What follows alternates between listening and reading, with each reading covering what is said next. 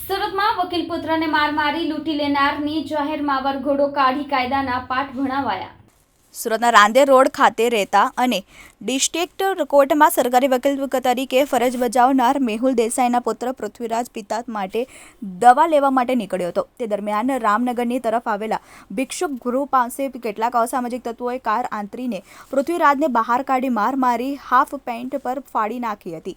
ફક્ત એટલું જ નહીં, આરોપીઓએ તેનો વિડીયો પણ ઉતાર્યો હતો અને 5,000 રૂપિયા પણ કાઢી લીધા હતા। આ કેસમાં પકડાયેલા આરોપીઓના જાહેરમાં પોલીસે વરઘોડો કાઢ્યો હતો।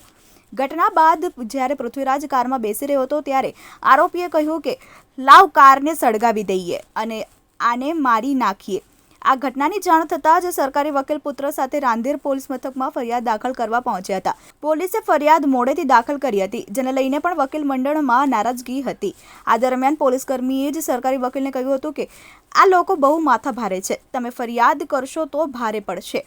પોલીસે સમગ્ર પ્રકરણમાં 3 આરોપીઓને ઝડપી લીધા હતા। આ આરોપીઓની છાપ આ વિસ્તારમાં માથાભારેની હતી, જેથી પોલીસે આ તત્વોની શાન ઠેકાણે લાવવા માટે 3 આરોપીઓનો વરઘોડો કાઢ્યો હતો। સાથે જ આરોપીઓને ઘટના સ્થળે લઈ જઈને રિકન્સ્ટ્રક્શન પણ કરવામાં આવ્યું હતું।